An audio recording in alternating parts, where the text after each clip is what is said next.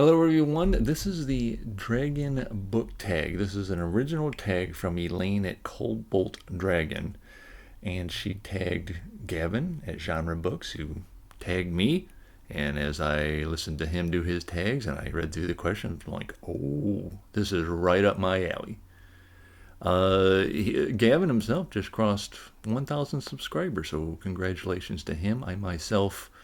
I just hit 400, so I'm about 405. Welcome. There are 8 prompts. Prompt number 1. The Hobbit. Smaug loved gold and shiny things. What book or series you enjoyed features gold, shiny items, or has a shiny cover? Well, perfect. Isaac Asimov, Gold. This is a series of, there are short stories in here, there are some essays on science in here, and there are essays on simply writing in here. I think anyone wanting to potentially put some writing out in the world, this would be a good book to read for it.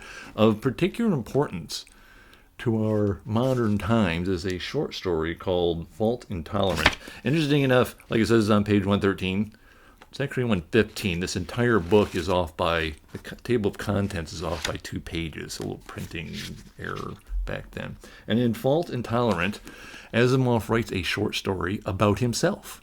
And he gets his very first word processor. His lifelong, a lot of his writing, the only author probably more prolific than Asimov was Stephen King. Just a long list of publications. He's a freaking typewriter for most of it. Or at least I assume most of it, because he put it off. He wanted a typewriter. So this is a short story about him getting a word processor. And he starts to use it, and he really likes it, and it's convenient. And then, oh look, spell correction. Hey, neat. And oh, grammar correction. Okay, hey, great. Things we take it we take it for granted now, but this was unheard of. And then before you know it, it's suggesting paragraphs and pages. And then before you know it, it's actually just writing things itself and using his writing voice to do it. And then before you know it, it can write books without him touching that keyboard. And he's like, now what do I do? Perfect, right? Prompt number 2. Dancing with Dragons. Dragons and cats go together. Do you have cats? A favorite book or series that features cats? So I do not have cats. I have owned cats. But it's been a very long time. I just, leaving one here, and it's been a long time, and the extra cost, I just want to buy into it. I am very much a cat person. I do not hate dogs, but I'm not as nearly big a fan. Cats are just easier. And oh boy, look, I have a story. Yesterday on the job, I got bit by a friggin' dog.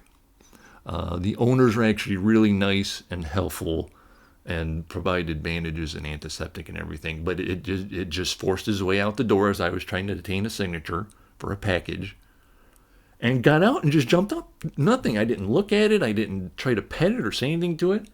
Chomp. Just got me. And then a little surprised for a second, and it got me in the leg, but not nearly as bad. This thing chased me around this bench they had on the porch, 3 laps. And then I turned around and stood my ground and kind of faked a kick at it, and it ran off. And then the repair began. I did go to the doctor, doing some antibiotics, that kind of thing, but I got bit by a damn dog. I still don't hate them, but still. As far as cat books go, a couple things. Last year I read The Cat Who Saved Books. The cat features in it, but it's the person. There's a person who's your main character where the cat comes along to help. And this is a series of, it's just one book, but it's each adventure is some puzzle that has to be figured out in order to save some books from being hoarded away or destroyed or whatever. And that came out last year. Actually, I read it last year. I don't know when it came out off the top of my head, but I like that. Here's an oldie but a goodie. This is from, appropriately, Dragon Magazine, number 100. And in this comes a story written by Garygygax himself called At Moonset, Black Cat Comes. Black Cat is he's a thief, and that's his alternate identity as he goes about his thieving ways. And this stands out because he has to deal with a D&D demigod called the Lord of Cats. And here they have what's called a dragon chess, a 3D dragon, 3 boards, 3 levels, and you have various monsters and dragons and everything he uses playing pieces. He even made up rules for dragon chess in this book. He did go on to write a small series featuring Black Cat, but I got some of those. Oh, they're so bad. This is actually a good, fun short story read, though, and I would recommend that. I think you can get these. These are free online if you search for them, and you can find that story and read it for nothing. I don't know about being on like Kindle or anything like that. I mean, just right here in your browser on your computer there. Prompt number 3, Dragonology. What crafts or hobbies do you enjoy? Do you have books about crafts or hobbies? Well, the crafts or hobbies, the only thing I can find as a space guy, science guy, that kind of thing, I sent away for Meade telescope catalogs. I just like looking at them. Look at that beautiful piece of engineering right there. It's beautiful. They got up to, I think, a 20-inch telescope you could buy for quite a bit of money, but they went out of business, I think, a long time ago. I'm not sure about their competitor, Orion. They might still be around, but I noticed when you flip through Astronomy magazine or Sky and Telescope magazine, not a lot of ads for telescopes. It's like kind of a dead industry for the personal telescope fandom. But I have several of these. I just like flipping through them. At one point, just getting interested in the basics of rocketry, handbook of modern rocketry. But this is just for what you can buy in the stores, which you can do now. Obviously, you can go to a store, follow the little directions, and go to a park and launch the damn things off. But this gets into high-powered rocketry, where you actually have to have there's some government regulation on it, and you have to pass some certifications, including people who already have those certifications who are going to sit there and ask you question after question after question. If you get one wrong, they'll fail you. And but not that I was going to seriously pursue it, but it was something interesting to read about. As far as a hobby that I actually do, I will say I have an art habit, and this pertains to the next few questions. But what I do, there's sites like ArtStation and Pinterest, of course. I'll link down if you want to look at it. My Pinterest collection. I just do nothing but collect artwork on it and illustration. I like showing it off. Let's see, where do we go? Prompt number 4, dragon art. Do you have a favorite artist? Books featuring artists. Answers can be about any type of artist, musician, authors, painters, etc. Okay, so I could not for the life of me try to name a singular favorite artist, but I do have a favorite painting, favorite classical painting. This is the Lament for Icarus, and it's by this fellow named Herbert Draper. Let's see if I can get there we go. Keep the glare off. And there it is. There's Icarus. Bruce Lee once said, if you're going to fail gloriously. Well, there you go. And I think someone commented, how's that go? Live fast, die young, and leave a beautiful corpse. And that's just what that is. This is a beautiful painting. It's I believe approximately 6 feet tall and about 5 foot wide, and it's in the Tate Gallery. There's 4 of them over there in it's Great Britain, but I don't know if it's specifically just in London or around them, but there's 4 galleries, and this is in one of them. When he died, all of his stuff was put away for somewhere in some warehouse and was just hidden away for about 7 decades. And then for whatever reason, his images started resurfacing, and they were all brought out and put in various places. And this is his most famous work right there. It's you notice the wings seem to be in one piece, so he's going for a more romantic, stylized version of the mythology rather than a reality showing melted wings and all the nymphs. Poor Icarus there. I don't know who has not heard of Frank Frazetta.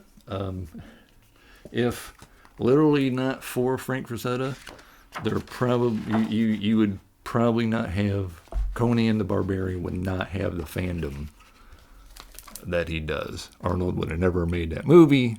Here we have, I think this is off of the cover called Adventurer, and just the brutality shown in that picture. This is why Conan the Barbarian is a thing right there. There's another, I think it's let's see if I can find it here real quick.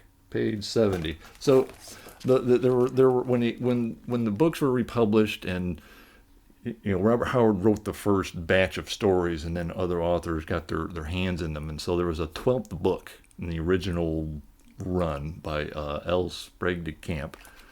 And so here was an original Frazetta cover, and that's pretty bad. So he remade it decades later. Get the shine off there, damn you, there we go. And it's just, that's way superior. So occasionally remakes, I think, are okay. This is the first one I ever got Spectrum art. This is number 6. I never did get 1 through 5, but I'm all the way up to 26. But when COVID hit, they couldn't get together to do this, and they have not, to my knowledge, resurfaced and started doing them again. Unless I missed out and just wasn't paying attention.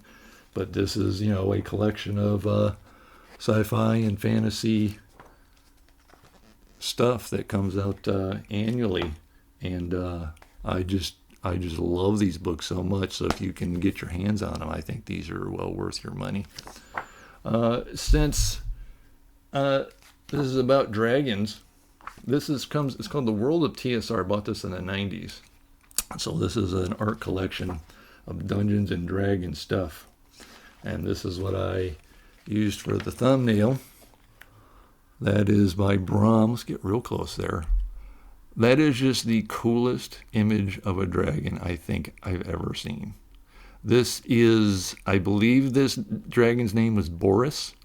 Comes out of D&D in one of their worlds called Dark Sun, which Brom, he was a primary artist for it, and that, you can see why.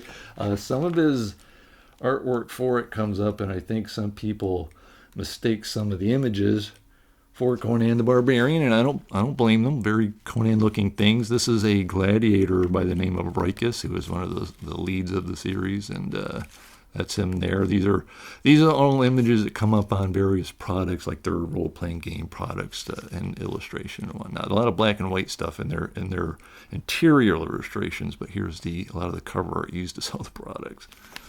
And that is Brom.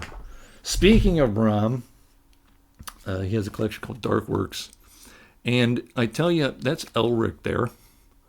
And if they ever do an Elric series of movies, or a streaming series, the thing about Elric art, even by the great Michael Whelan, is that so he's an albino, poor guy, pasty, and they kept putting him in these shorts and in these poses, and he just looked horrible.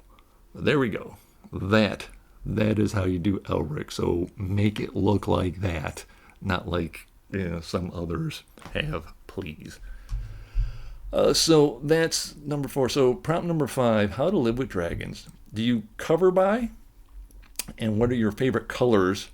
What book or series did you enjoy that features dragons? Now, I thought this was a funny question, because favorite colors, really?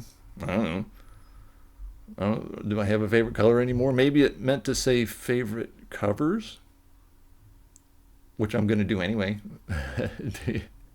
I do cover by, but not for everything. I guess the cover is like the icing on the cake. So if I guess the way I browse is to say, here's a title. Oh, let me see what that is, and read a description, and that's enough. I've bought many books just that way, because a lot of books just say title, name, and that's all there's needed.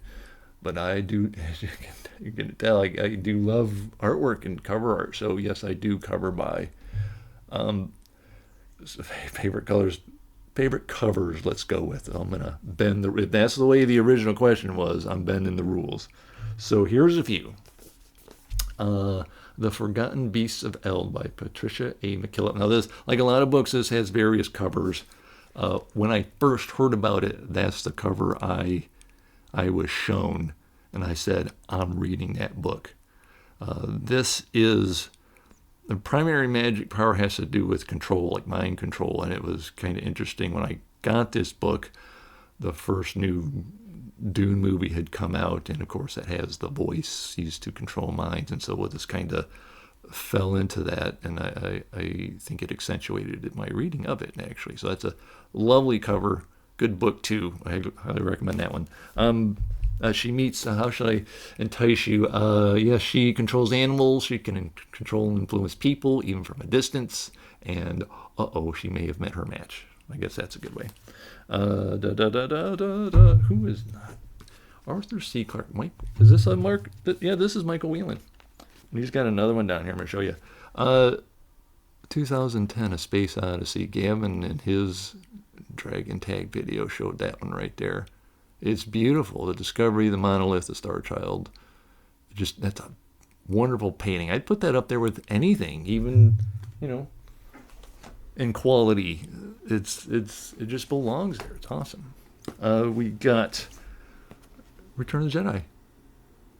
This is something I contemplated if I ever got a Star Wars tattoo. That's it right there. Great cover. This blew me away in 1983 because the movie was due out, and I saw this in the store. Like, what the hell is that? Why would they put the book out for the movie? That's crazy. So I bought it out of boredom visiting relatives. I started reading it, and the very first page is incredible. I said, well, it couldn't hurt. Let me go read the first chapter. And I just kept going. This is a well-written, this is probably the most underrated written book ever. And it just happens to have a great cover too. This one I think got everybody last year. It certainly got me. The Spell Shop by Sarah Beth Durst right there. That beautiful cover. This, I don't know who started cozy fantasy, but that's where this falls, and I thoroughly enjoyed the book. She flees her home city to go find refuge in her original island home, and people come to look for her, and she helps out the people on the island there, and that, I guess, is her ancestral home. There is what that's supposed to be on the cover. I read this last year. This is a chunker, but I probably read this as easy as I read a book half its length. Just wonderful writing. Chiny Mayayville, Perdido Street Station. So there's a steampunk cover of a city right there. There's various others, and I'm glad this is the one I was able to get my hands on. I like that above all others. Just a beautiful landscape. Landscapes like this make you go, well, I want to go in there and screw around. Although, and if it's such a place for reality, it's extraordinarily dangerous in this city, but lots of fun to read about, of course. Stephen Martineer did a cover for Larry Niven's Ringworld. This is Ringworld's Children. I don't know how well that's going to come across. So we have a spaceship there. That is the long shot. I can't remember if it's 1,000 feet or 1,000 meters in diameter, but it's a big spherical spaceship. I got a thing for, the Death Star, the spherical ships and Phantom Menace, all that stuff. And so I actually really like that a lot. There you have the Ringworld in the background.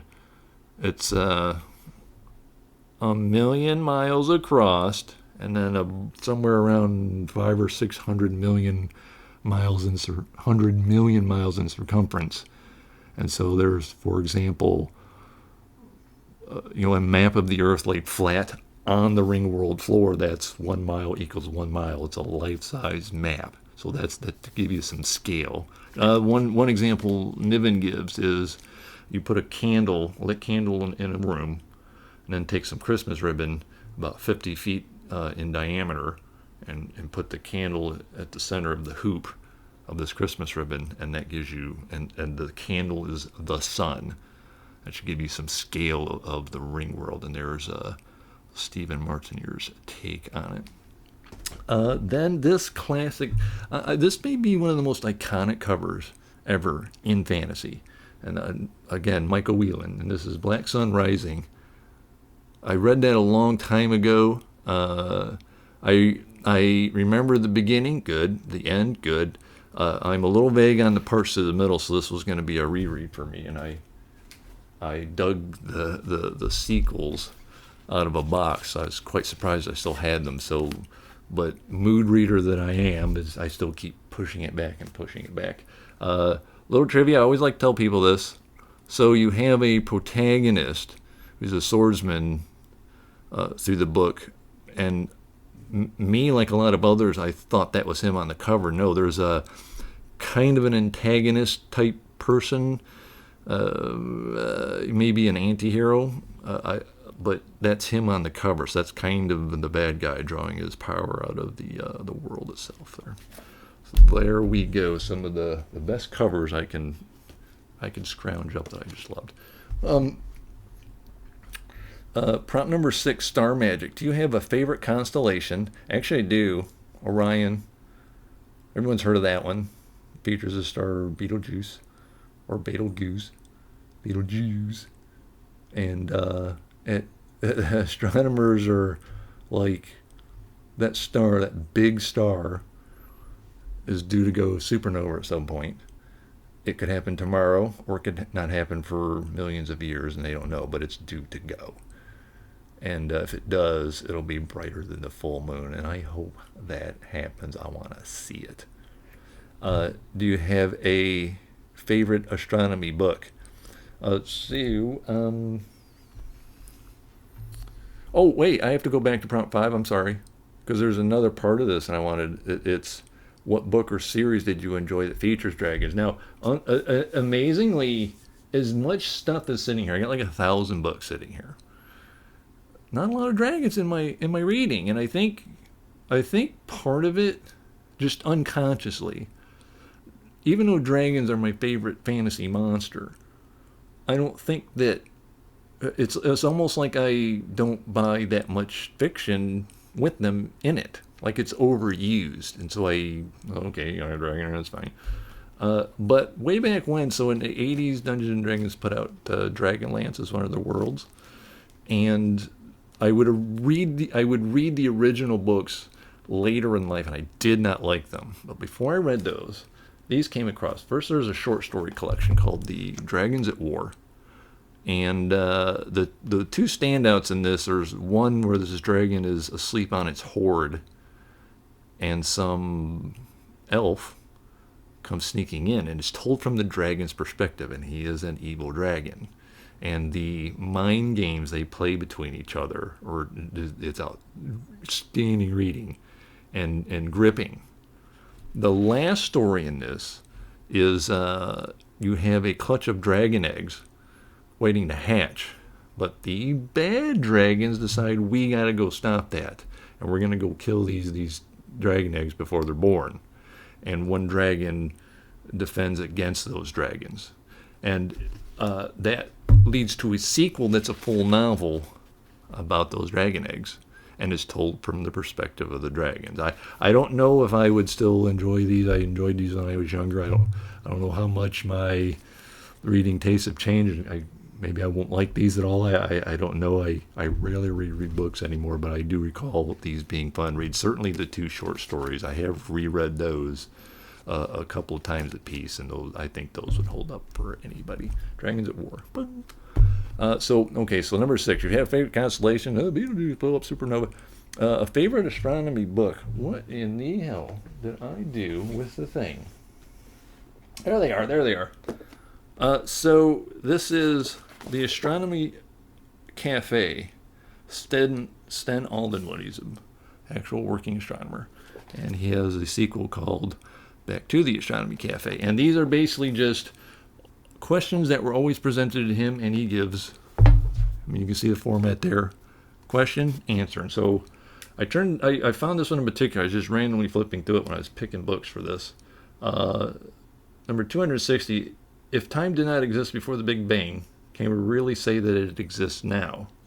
He said, this is actually a very hard question to answer. The problem is that there is no cause and effect link between anything that presumably happened before the Big Bang and the conditions that arose after the Big Bang's expansion commenced.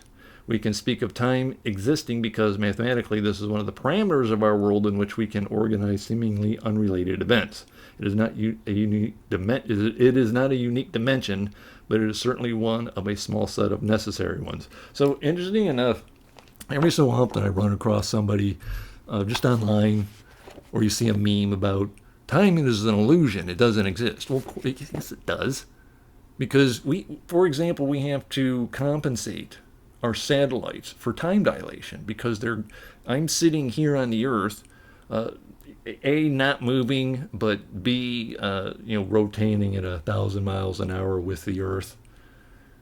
And these satellites are going thousands of miles per hour as they orbit the Earth.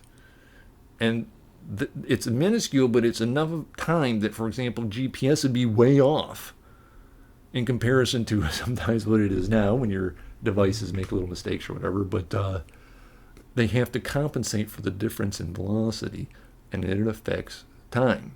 It is a real phenomenon, time dilation. So time does exist, and it can be affected.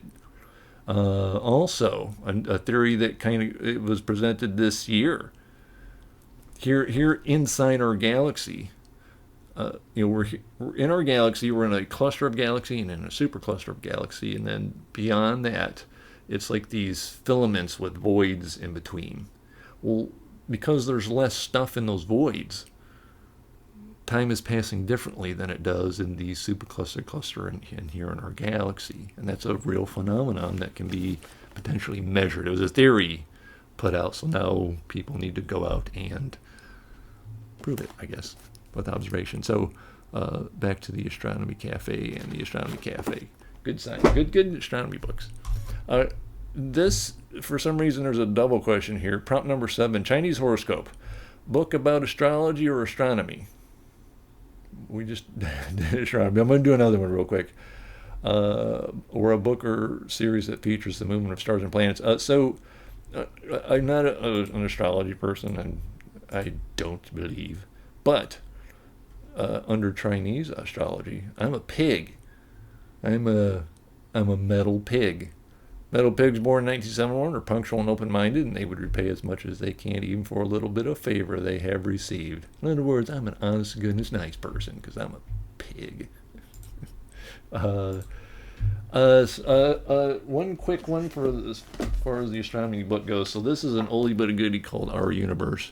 And what you're going to find in here is beautiful pieces of work like this shot from inside the rings of Saturn. Oh boy, my high quality production value on full display here, but there it is. This is one of those nice coffee table basic understanding of the solar system and universe that I can recommend for anyone. So that's number 7. Prompt 8, just tag others. So Gavin said in his video, hey, tag me so I can see your answer. So he's tagged. If you're watching this and want to do it, consider yourself tagged. And I saw this one and enjoyed just before I even started picking books. I said, I got this one. This is going to be a good one. And I hope you liked it. Thank you very much. Video in a couple days on the book I'm reading, which is sitting somewhere else out of reach, Little Thieves. And I'm going book shopping today. Because, of course, even though... See that? This is what's left of my main TBR. I think there's a couple stragglers, little things I bought, and I said I'll get to them, but I'm not that interested in, putting emphasis on them. But that's all there is. But I'm going to go buy some more today. Something caught my eye the other day, last week, and I'm going to get it. But that's it. Thank you very much. Hope you enjoyed, and I hope you make one too. Bye-bye now. See ya.